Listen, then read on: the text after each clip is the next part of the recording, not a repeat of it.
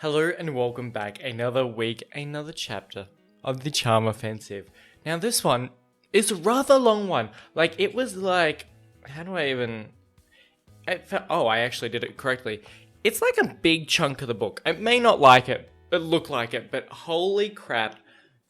I was like reading, and then I was reading, and then I was still reading, and I was loving every minute of it, but I was like, holy, we've had a lot of discussions about what sort of chapter size I like.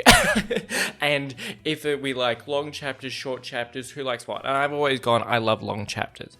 I think I'm changing that, not to short chapters, and not because of this, but because of the way in which I read, which is we read and then we do this together and it's really fun. I wish all chapters were the same length because I love having that I have this sort of time amount, because it makes it hard because, when it's a long chapter like this, there's so much good stuff. Like this chapter was fantastic. It was brilliant. There's so much stuff I want to read out and talk about. My throat will die by the end of when it gets to an hour sort of video, my throat's sore. I usually get hungry by that. It's just, I love, the hour mark is a good cutoff. But when you have a chapter like this, I was like, I could go on for 3 years about this stuff because, the writing, amazing, fantastic. It's so good. I don't want to miss any bits, but I'm also just there's so much to do. So yeah, every chapter being the same would be fun. But I was really, last night I started reading it, and then my mum came over for dinner, so I stopped, and then I edited more, and then I was like, okay, what will I do? You know what? I'll finish off the chapter before bed. I was I try and go to bed on an hour. It was 10:40. I was great, 20 minutes the chapter should be done. I want to be sleeping by 11. I just kept reading and reading, and I was like, this shit is the best, but oh my god, I'm not gonna get my sleep in. Got to bed at 11:30. Severely underestimated this chapter, and it really does go short, long, short, long, short, long, short, long. But I guess, as I've been talking about how long the chapter is, I should just bloody well get into it, shouldn't I? Like and subscribe, that would be fantastic. And let's get a reading. So the crew, I don't know about the ladies, but most of the crew arrive in South Africa. This is their next spot. Dev's still kind of roller coastering on ups and downs, or mediums and downs, and one step forward, two steps back. Great Olivia Rodrigo song. But it's hard, and Charlie's I don't know what to do, and but he's having good moments. We're having good and bad moments. But Charlie's just trying to keep morale up and have fun. We get to the hotel. Parisia's our connecting suites or whatever. I didn't really know how the layout was working for it because it kept getting confused in my mind. But they're we've got 3 bedrooms. Maybe it was one suite and then 3 bedrooms off it. Okay, maybe I'm figuring it out live. Breaking news. I'm getting it. But Parisia's I'll take Jules is well, I'm taking a bed by myself, and Parisia's dibs on one, so you two have to sleep together, because she knows. She's you two gonna fuck. So that was really cute that she was they're sharing the same bed. So we get to, the bits that I really want to talk about, I'll talk at length, but I'll just we're kind of gonna fly through it in a good way. I'm not gonna rush, but I'm gonna get to the good bits, because there's so many good bits in this chapter. Are you going to change for bed? Deb turns towards him, heavy-lidded. Are you gonna come over here and help me? Charlie crosses his arms and leans against the bathroom door frame. You're ridiculous. Can you promise me something? Deb squints one eye. Promise you'll always blush like you are right now. Charlie feels his face heat around the collar of his shirt. I think I can safely make that promise, yeah? Good. Now are you going to come to bed? They are an old married couple, and it's so cute. Charlie wants to climb into bed next to Deb, but he can't seem to unstick himself from the wall. They haven't slept in the same bed since that one night in Munich. Haven't kissed since New Orleans. Haven't talked about any of it at all. And they're back to pretending like it never happened. And Dev is still so closed off. Charlie isn't sure what he's allowed, and if he climbs into bed next to Dev, he's gonna want all of it. Dev studies his not-so-casual lean. "What are you doing over there?" "Just looking." "Looking at what?" "At you." Dev nervously knocks his glasses up to his nose with his knuckle. Charlie likes having the power to make Dev nervous, so he adds, "I like to look at you." Dev swallows, his face suddenly serious. "You shouldn't say things like that to me." I wish, and we're gonna go through it this chapter with a bit of Dev annoyance, Dev critique. I would like to preface throughout. I feel like I should preface now and then be hard on him the rest of the chapter. I understand everything that Dev is going through. I completely get it. And it makes so much sense to me, all the choices he makes and everything about it. Like everything Dev chooses to do, not to do, where he's at mentally. I understand like his work, his past, his relationships. All of it. Completely get it. Absolutely get it. Dev, I really respect your decisions and, at times the way you think you should handle things. And my heart's with you, Dev. But I feel like I'm going to shit on you the rest of this chapter, and I'd just like to put it out there that I do understand what's going on with Dev. I really do. But I feel like Jules, in the sense that sometimes you just gotta fucking go for it with your friends. Dev is my friend. And I'm not going to, take the easy route with him. And we'll go more into this as it comes. But I feel like I have to preface it now. Because if it seems like I'm a bit hard on Dev, it's going to come out with love. And I want them to be in love.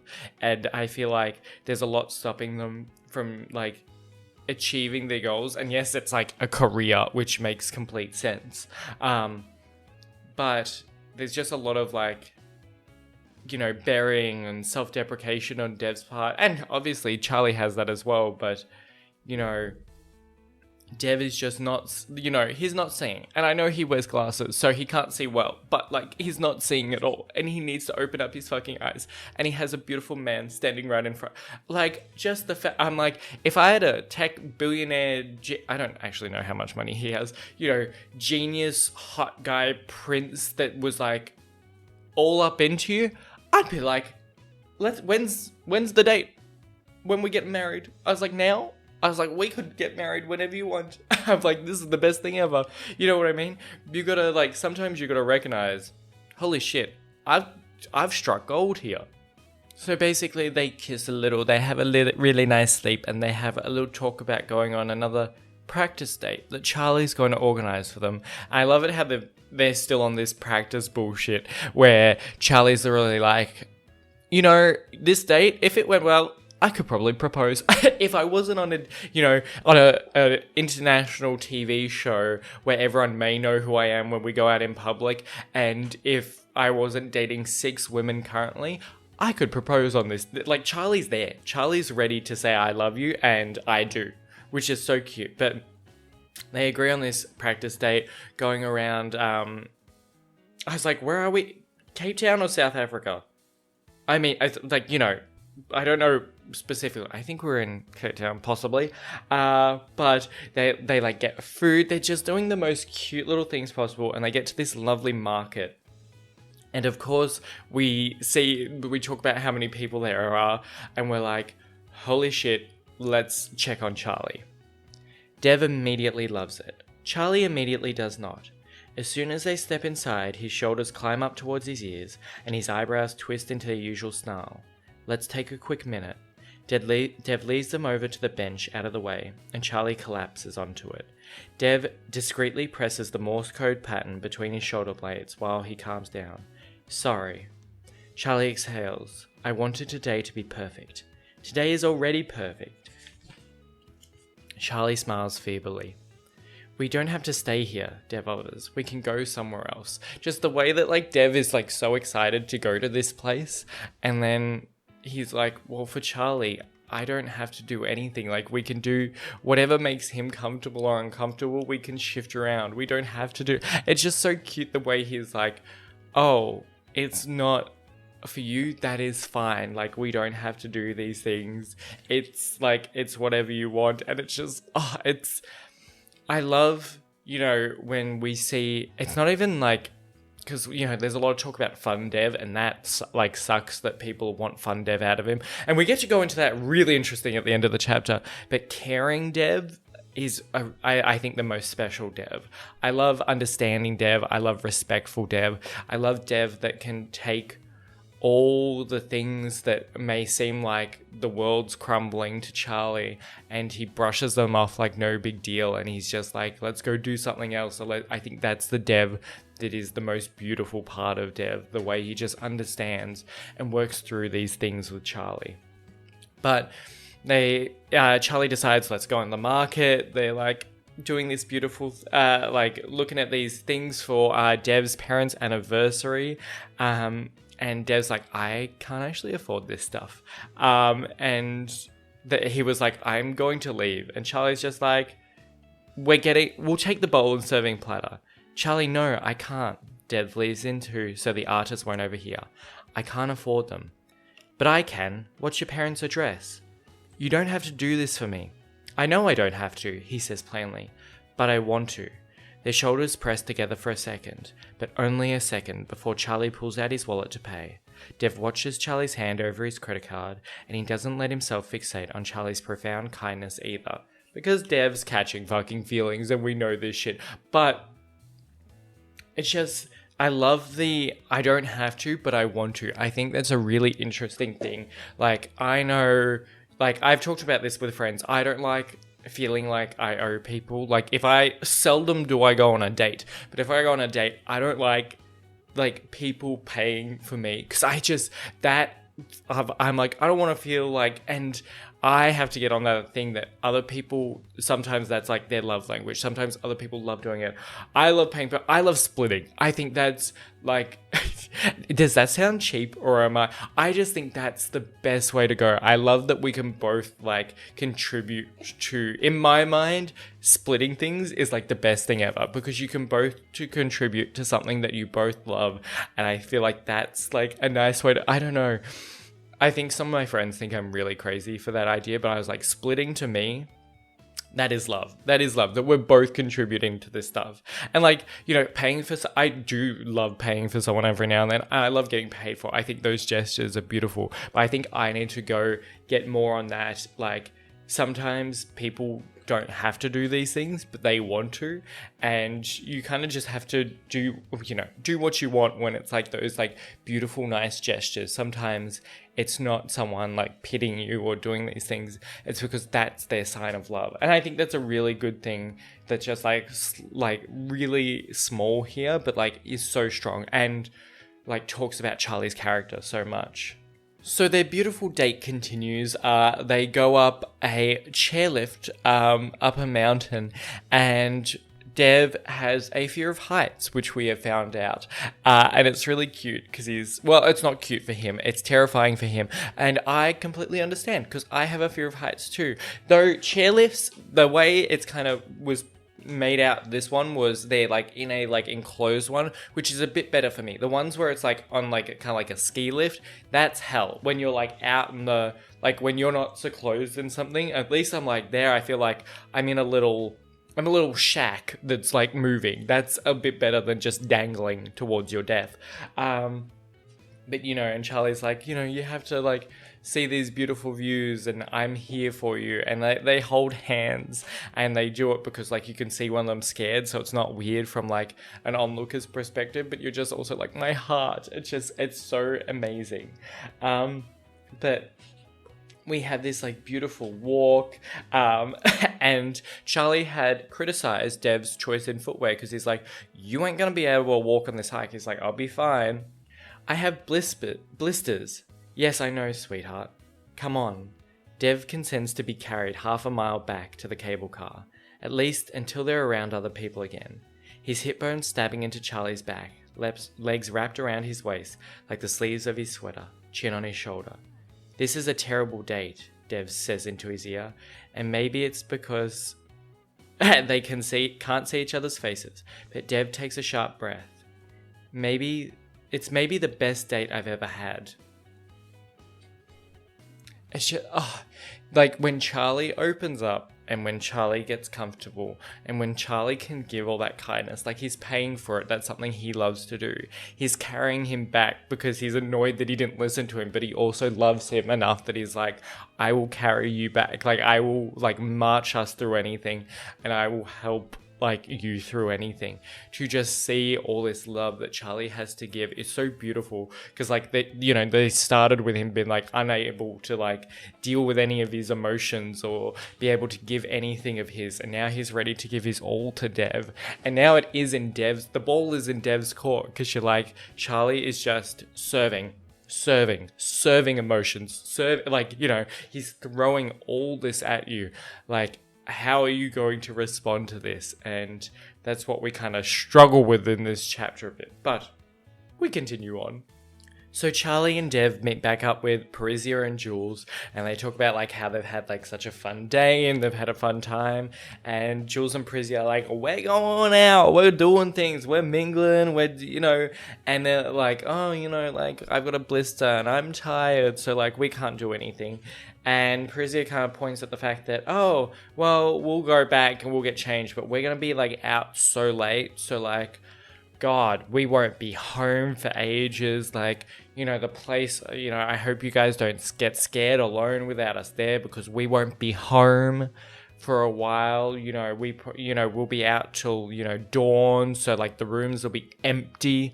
And we're like, we see what you're putting down, babe. We get this. I love how meddling she is. It's fantastic. She's like, basically, you two need to fandangle. You guys need to do the, bedside rumble. Y'all need to fuck something shocking. Like, y'all do something real fun. And I'm like, I'm with Parisia. I love your meddling.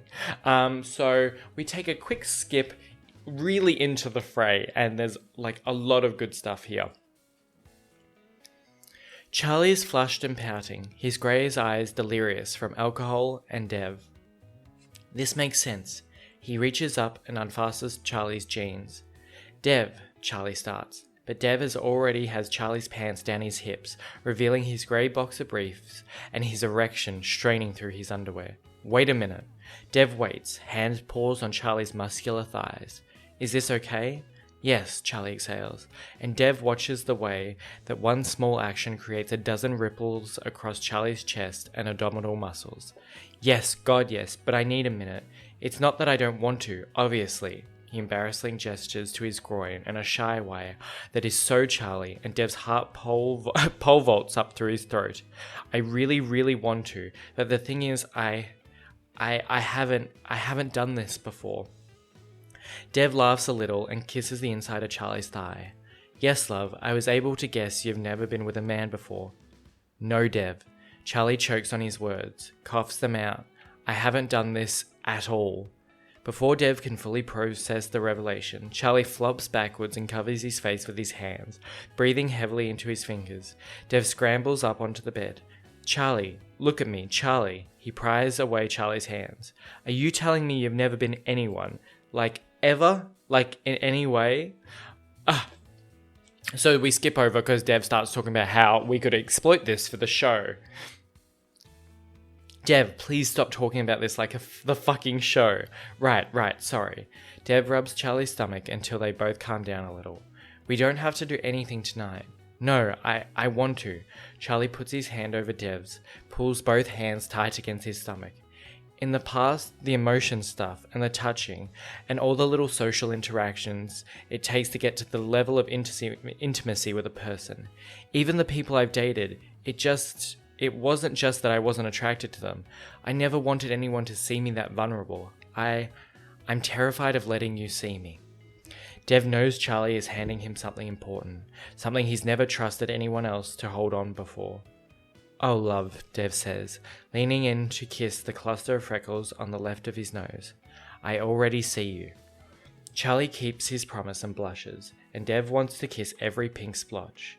He's not sure if he's ever wanted someone like he wants Charlie in this moment, and there's nothing Charlie could say to change that. Dev pushes aside the sobering enormity of that realization and reaches out for a pump of the lotion Charlie keeps by the bed.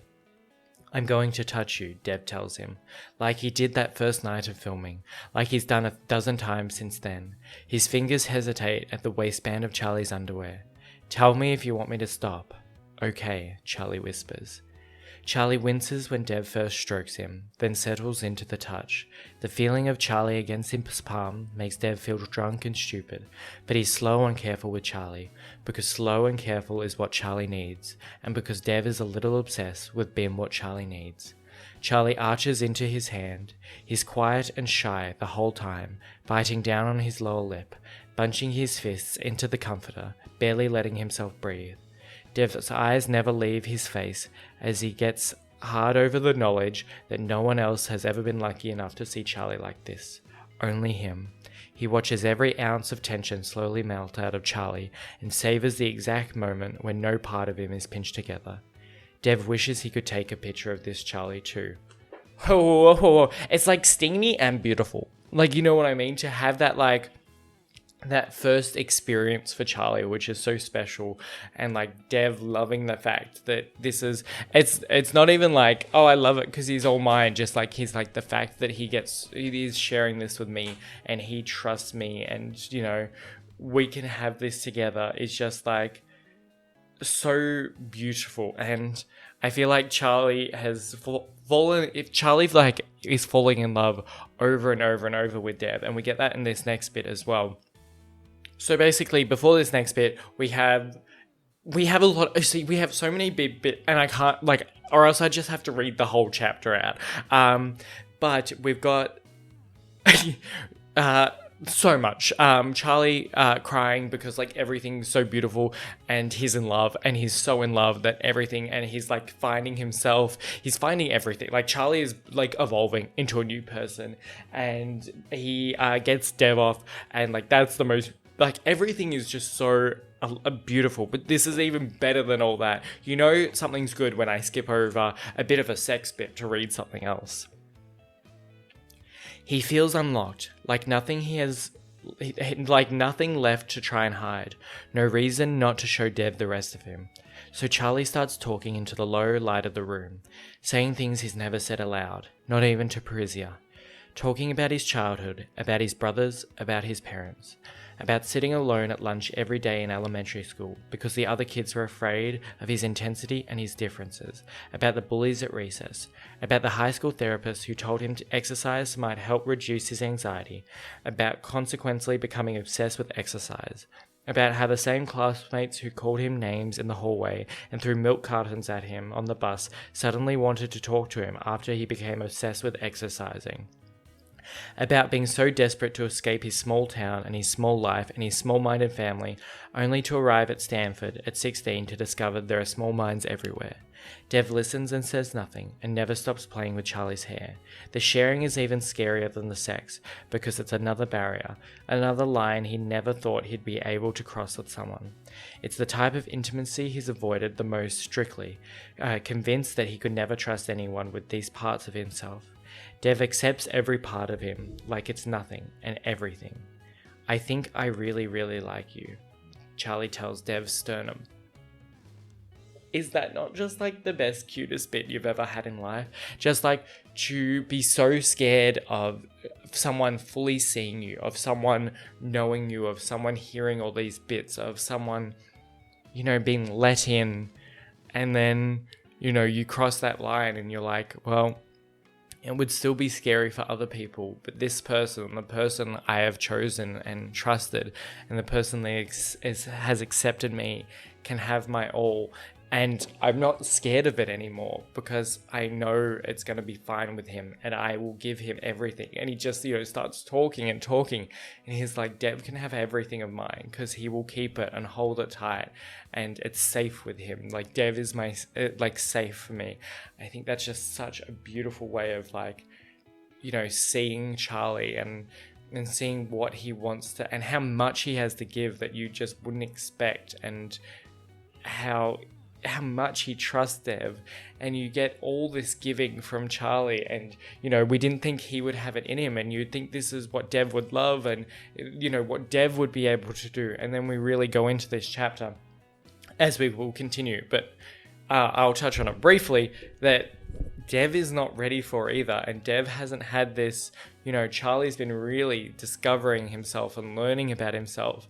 But Dev, I feel like, has shut himself off so much. He's not allowing that, that learning and growth to happen. Which is obviously, I said earlier, I know a lot why, but we will go more into it. So eventually, Prizia and Jules come home. That's really cool. Prizia is like, what the fuck happened? Because I need to know all the details. And I would love, if this chapter wasn't so huge, I would go into this more. There was a whole, she's like, did you have penetrative sex? And he's like, no. And she's like, did you not know how to do it? And then Charlie's like, no, this was and there's this whole thing on sex, gay sex, what is virginity, what is sex, how do we define it, at what point sex is defined. You have all this heteronormative around sex and how sex is had and what is considered and counts as sex. That's a very interesting topic. I don't know if I've talked about it before. I think I have. I literally did one elective unit at university on sex and gender, and we talked about this, and it has forever stayed with me. I think it's so interesting, how does one define sex and who really gets to choose what crosses as what counts as sex. And there's studies on it. I think it's so interesting because the main majority of people have a heteronormative view on sex and how it works and how that happens. And I'm just there's a different, it's just a very interesting topic. But we go on to our ever after dates, which we're do we care about this? I'm does Charlie care about this? No, probably not in the slightest. He is kind of just thinking, and this is what I get from him, I'm just going to marry someone 6 months and then we divorce. That's just going to how it's going to be. But Megan kind of barges in and is like, I'm going to have sex with you. And Charlie's like, well, let's calm down, because she's definitely going to get kicked off. Delilah comes in and she's like, this woman is crazy. And then you're like, oh shit. And then, she's like, she's psycho, she's unstable. And basically they're all fighting in Charlie's room. And Charlie's just sitting there being like, what the fuck is going on? And why are they throwing around these words? And why is she calling him crazy? Why is she calling him, psycho and unstable. Obviously, crazy is probably really triggering for Charlie because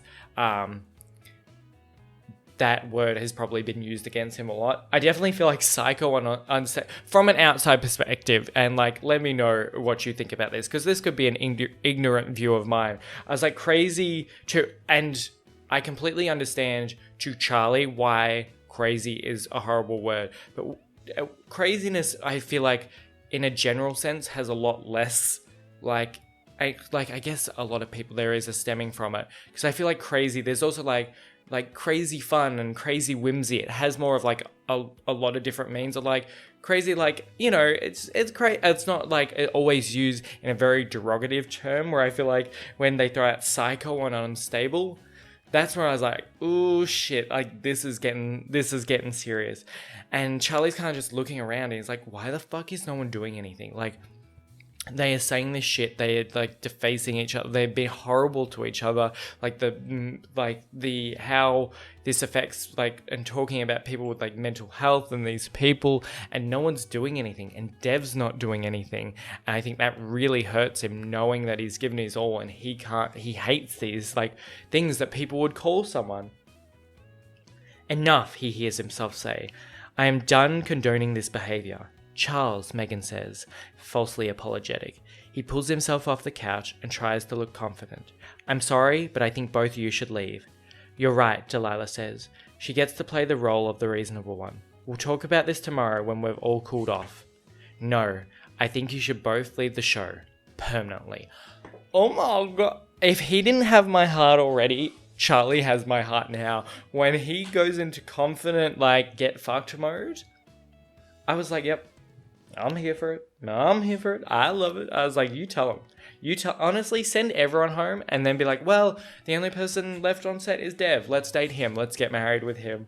It was so good. It was so, I was not expect. I was reading. I switched over, because I like had to circle it, but I was like, I'm just going to finish this little bit. And I was like, no, you think you should both leave the show permanently. And I was like, flick back and I was like, okay, let me circle it. What? I like audibly, I went, like, I don't react too much.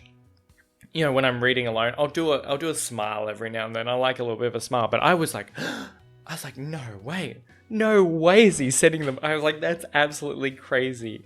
But we knew this wasn't going to be good. We knew as soon as he started thinking about Dev that this isn't going to be good. And there was a fight coming because we're like, holy shit, like, you know, you're giving your all to Dev, and if he took that, and you would expect him to, maybe defend him or not have this, but, he realizes that Dev will do all for his job, and that's the thing that they've been putting up with and dealing with and letting go on for like years of this show.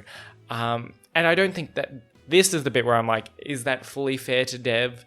No, but I think it stems further into their connection, their love, but obviously it is TV and that's how they have their jobs and what they have to do to keep it going, even though it is fucking crazy the way they all treat each other. But basically they have a horrible fight, which is honestly too long and too painful to read through all of. We know it and it's horrible, and they throw out some serious zingers. They zing each other hard and it hurts, and I don't want to go through it again because I was reading it, I was like, this makes me really, really sad. This makes me incredibly, incredibly sad. And he's just kind of like, Charlie at one point is just like, fuck this, I'm leaving, I don't care anymore, my heart is broken into a million pieces. Like, Dev is not, is it a bit unfair to expect Dev to give everything back that he gives? Yes, but like you would think at their point of their emotional connection, especially what he's seen of Dev and what Dev is capable of giving and is not, it hurts so much. But I'll do this last bit. We'll go through a couple of bits here, but Charlie doesn't stop. He's out the door, down the hall, taking the stairs to the ground floor, 2 at a time. Charlie. Dev reaches for his shoulder, and Charlie wheels around. He's angry and he's tired, and he's so damn heartbroken, he doesn't know what to do with himself except exercise away this horrible knot in his chest. You know what, Dev? He says, and he fails in his chief mission of not to cry in front of him. For someone who claims to love, you're really good at pushing it away. Then he turns to head down the last flight of steps, knowing Dev isn't going to follow. He knows Dev is going to follow because that was like a good final retort, because I think it was like, it had zing and it was a bit like, fuck you, but it was also so true.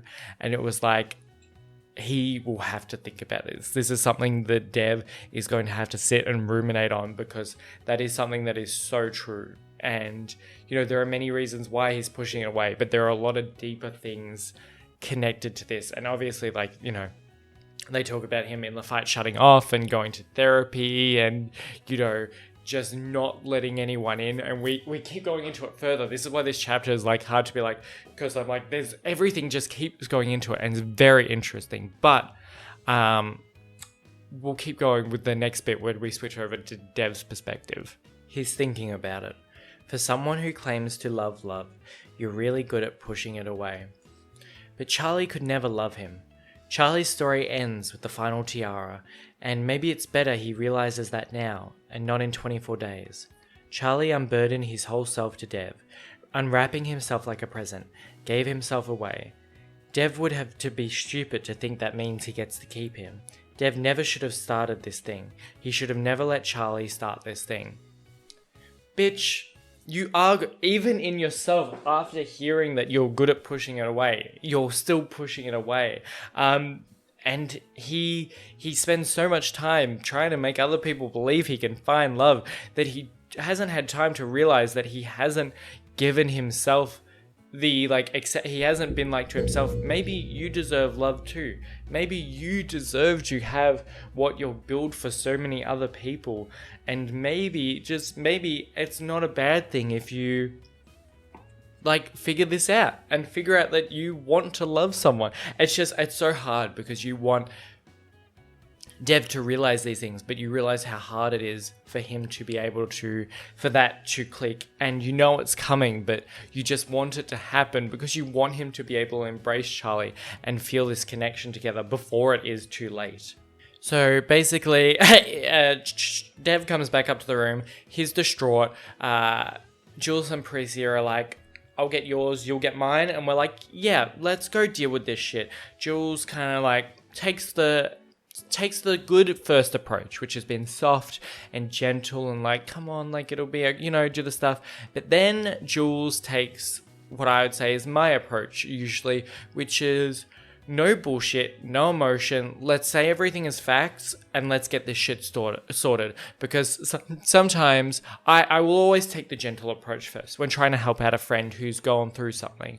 But I think there's a lot of times where, in the case of Dev, when you're been soft and they're so, hardened and shut off, that like the soft, something soft is not going to penetrate a brick wall. You're not throwing a bouncy ball at a brick wall and getting through. You know what I mean? Nothing is going to be able to get through that. So sometimes you need to become the demolition crew. Sometimes you need to bring the wrecking ball, and sometimes if a bit more shit gets destroyed, as long as you get in, sometimes I think that's important. And obviously everything's a case-by-case basis, and you should know who you're talking to and your friend and know if that's going to work or not. But I definitely like to go the more aggressive route, because sometimes people just need to actually, been doing the nice, like, oh, this could be this, or, we could do this, is good enough, and hearing what they want to hear, or they won't even believe what they want to hear. Sometimes you need to fucking tell them the reality of it, and I love that. Sometimes you just need to be like, look, this is how it fucking works, and we need to deal with this, so stop acting like a little hermit crab, and let's fucking go get your man. And if that doesn't work, then we can fucking cry forever, but you're kind of been a shit, and you've said some bad things, and we need to go deal with this. How about that? And I like it. Have you thought about, apologizing to him? He covers his face. What's the point? Charlie has to get engaged to a woman at the end of this. Then why did you kiss him in the first place? Tequila shots, he says, but he isn't sure that is true either. Look, Jules says, sounding pissed, I'm shit at this kind of stuff, but you're kind of my best friend, okay? And I kind of love you, or whatever. Wow, Jules, he says sarcastically, that was very sweet. Fuck, I'm trying to, do you remember the day you moved out of Ryan's apartment? He groans again. He's mostly tried to forget everything about the breakup. We ate pizza on your floor of your new apartment, and I asked you why it took you 6 years to break up with someone who didn't make you happy. Do you remember what you said? He shakes his head. You said sometimes it's easy is better than happy. She pauses and stares at him across the bed in a way that makes him feel too seen. And I couldn't figure out how someone who is so obsessed with all this fairy tale bullshit we peddle on this show could think that, but I'm starting to get it. Get what? She reaches out to brush the unwashed hair off his forehead. It's a surprisingly tender gesture for her. You're one of the funniest, smartest, kindest, most passionate motherfuckers I've ever met, Dev, and you deserve a happily ever after too. It's nice and aggressive. It's aggressively sweet, and I like that. She's just like, maybe easier. Something is easy is better than being happy. No. Like, in some things, but especially in love, we ain't settling for that. We ain't settling for that in the slightest. Not for you, Mr. Dev. Like, I understand it, but we want you to be happy, and you want so many other people to be happy. You've got to do that for yourself now. You've got to stand up and you've got to write the love story and the love show of your own life. You've got to stop producing this bullshit. You've got to stop caring about these other people's, and you've got to start doing it. Treat yourself like a show. Treat yourself like your reality star. But you have to be that focus, and you could have this beautiful fairy tale that you've always wanted. You've just reserved that for everyone but you because you're here to make it. So make it for yourself. You know what I mean? You're like, Dev, shut the fuck up and go kiss your man. I said what I said. Go kiss your man and shut the fuck up. Dev, I know there's a lot of stuff going on with him and this will take time, but I'm just like, go get him. And don't come back until you do. So they're back on a date between Daphne and Charlie, and no one realizes, but they're doing a sleepover date, which means they want them to fuck. So Dev's freaking out because they're not talking, and he just sees that Daphne and Charlie are going to be locked in a room. And then he was like, what the fuck, Ryan? Why did no one tell me? And he's like, well, you're defensive, but why they go fuck? Let's go get a drink. So Dev sees Daphne and Charlie go to have sex, and then Charlie sees Dev and Ryan, his ex, go to like get a drink, and they're like, well, we're both gone. We're both lost our person forever. And they're both freaking out about it, not knowing that they should both trust each other enough, that they know they both love each other enough, that nothing is ever going to happen between anyone else because they are in love and they are going to get married at the end of this. I hope. I hope so much. So Charlie has this beautiful talk with Daphne, which I won't go over as much because Dev's bit is the bit I want to cover, but basically they both don't love each other. They both kind of think each other is perfect, but they don't really want to have sex or love each other, and they just kind of have a beautiful night. Like, we figure out that they just did Korean face masks, and they just had like a cute little slumber party. And I really thought, we'll get back to what I thought about that, but I thought they were going to be planning. I thought Charlie might tell Daphne what's been going on to Dev, because I thought she would definitely like vibe it, and Angie would probably vibe it too if she's still in the show. I don't remember who's on because I'm not focused on them, but I feel like the ladies would kind of like they would like, this sucks, but this would be a crazy season to be on, and they could still get the fame. And maybe if they like were like supporting the gays, they would be like, yeah, like get more fame. I don't know. I was like, I feel like the girls could come together and really help out with the ending of this show. If they're going to put Dev on the show, I really hope that's what's going to happen. So Dev and Ryan are out for a drink, and Dev's kind of like, I feel like shit and I want to make you feel like shit, so let's rehash some of our relationship stuff. Do you really want to do this right now? Ryan chokes on actual emotion and pours more wine into an obvious attempt to cope. Dev does want to do this right now. He feels like shit, and a petty part of him wants Ryan to feel like shit too. You wouldn't let me in. What's that supposed to mean? Ryan keeps his voice low. You can't accuse me of only wanting fun Dev, but the truth is, fun Dev is all you ever let me see. When things got bad, you would shut me out entirely. That's not, dude. Every time I suggest you try therapy again, you bite my head off. Every time I try to reach out, you retreated further into yourself. It was like you wanted to preserve this idea you thought I had of you. You wouldn't let me love the real you. Dev snorts into his Shiraz. Says the man who doesn't believe in love. Just because I don't uphold this capitalist heteronormative structures of matrimony and procreation does not mean I didn't love you. Is that what you really think? Of course I loved you. We were together for 6 years. I know I couldn't love you the way you wanted to be loved, but in my defense, the kind of love you want doesn't really exist without a team of producers, a ton of editing, and a really good soundtrack. I would like to make a formal apology. I would like to make an apology video. Hey guys. Some really bad things have been said. I think I hated Ryan. I really think I hated Ryan. And he probably really did have his faults. Do not get me wrong. And they both had their faults because, you know, a relationship is two people. And not at all times is it always one person's fault. But Ryan, I'd like to apologize because I feel like I've been hard on you. It really makes sense. He's like, I tried. Like, and from what we've seen with Dev as the stories like progressed, like, because we hadn't seen the levels of his depression and retreating and, you know, which is obviously fine for him to go through, but we hadn't seen these levels when he was first talked about Ryan, and we're like, fuck that guy. But now we're like, shit, maybe, yeah, he could just never get in because Dev wouldn't let anyone. And I love that he's like, you wanted me to love the version of you that you like were showing, but not the real you, not the full you. And that's like, you're like, fuck, Ryan, you may have gone through, like, Ryan, maybe I'd like to I'm sorry, Mr. Ryan, because this sounds like it was actually a really tough relationship for you as well.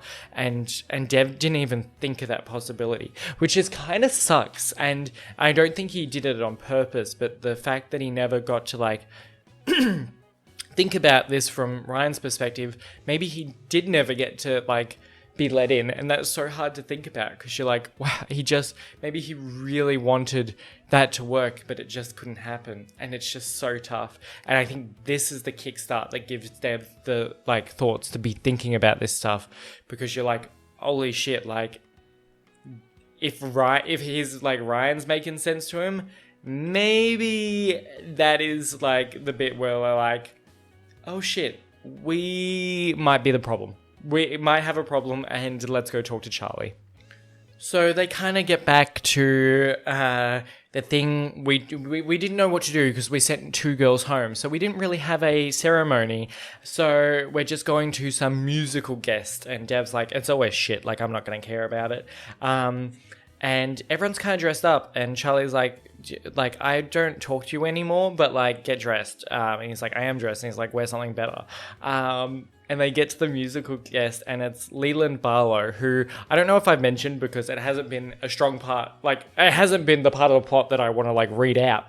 But it's like Dev's favorite artist, and that means Charlie got him to come to like South Africa just for Dev. I think it's the cutest fucking thing ever. Dev is like freaking out, and it was just like, oh, this is for the crew and for the night, and we get, to dance, but it was really all for Dev, and it was just the cutest fucking thing ever, and it like killed me. It killed me a little. But we kind of, after Dev has the best time ever, he kind of goes and starts freaking out again because he's like, holy shit, like, what's going on in life? Like, my favorite artist is here. The guy I might love is here, and he's still got to marry women, and I think he's slept with Daphne, and I don't know what's going on. I don't know how to deal with my emotions. What the fuck is happening? It shouldn't surprise him that Charlie spent obscene amounts of money to fly his favourite pop star to Cape Town. Charlie Winshaw held him all night when he was depressed. He bought his parents an anniversary present and hauled Dev's cranky ass across a mountain. He read Dev's script, and he always carries Dev's duffel, and all he wants is for Dev to be healthy. That's who Charlie is. He's a beautiful, kind-hearted nerd with big eyes and perfect hair and a stupid face, and he was smiling tonight. Not the shy smile, but the bigger one. The one he usually saves for when they're alone together. Like he invented a new type of smile just for them. Dev loves that smile. And he loves the way Charlie blushes whenever he touches him, or looks at him, or says words in his general direction. He loves the way Charlie pushes past the fun Dev facade and doesn't get freaked out by what's on the other side. The way Charlie makes him work for every laugh. The way Charlie's body feels underneath his hands. The way Charlie's hands feel on his body. He loves the clumsy way Charlie kisses when he's excited, and the way he feels when Charlie is tucked up beneath his chin, and the way Charlie's face softens after, and it's fucked up and unfair because this was never supposed to happen. What are you doing out here? It's Jules. She props herself against the wall. You okay? He feels like his heart is scrambling uphill. No, I'm really not okay. She presses her head against his arm. What's wrong? Jules, he swallows through the pressure of his throat, because not saying it seems so much worse than saying it at this point. I'm in love with him. Jules snorts. No shit, dumbass. He laughs, and then he sobs. No, really, I really love him. She tries in vain to mop away his tears. What am I going to do? Jules reaches over to scratch his arm. Have you considered just letting yourself love him? Jules is Jules and Prissy are really strong, supportive characters, and best friend characters. They do so well. I love it. I'm like, have you ever thought about telling him as well, but letting yourself love him, letting that love that you believe in and love be in your life. I love what they're doing. I love how much they prop them up and send them in the right directions and give, it's not the craziest advice ever, but it's the best thing that they need to hear. And I think it's amazing. But we switch back to Charlie's perspective, and, he comes up to him and, they start talking about everything, and they're kind of scared, and they're like, did you and Daphne, do you think? And he's like, no. And he's like, what about you and Ryan? And he's like, no. And I'm like, yeah, obviously you two fucking love each other, of course. It's emotional cheating. Y'all wouldn't do it. Can we just be honest with each other for 5 seconds? Charlie catches the sharp point of Dev's hip. It was never practiced for me. Dev wraps his arms around Charlie's shoulders, and for a second, Charlie imagines they're slow dancing together at Leland Barlow's song. It wasn't practiced for me either. Dev tilts his head down until their mouths find each other, and Charlie feels parts of himself realigning, slotting into place. He can't worry about getting caught outside the concert, because right now, all he cares about is absorbing Dev's body heat and the smoky sweet smell he wants between his sheets. They come apart breathlessly, and Dev pushes up his glasses with 2 fingers. Charlie, we only have 23 days until the final tiara. 23 more days than I ever thought I'd have with someone I care about, Charlie says. Oh, that, kills me. Like, they have, at least they're finally, on the same page. Can we be honest for a second? Thank fuck, I've been waiting this much of a book for you guys to be honest with each other for a second. You guys can have each other and you guys can love each other even for a small amount of time, and you haven't figured out what you're going to do yet or how it's going to resolve, but at least at this point you have this, nearly month to be together and love each other, and I feel like you guys will unite, and if you stay on the same page you'll be stronger and figure out how to navigate forward. I did think, and I forgot to say it, I wrote down, I can't even read my own handwriting, and I was like, I can't read it, so no one else is going to read it, but I wrote here, I was like, Charlie, talk, sex night.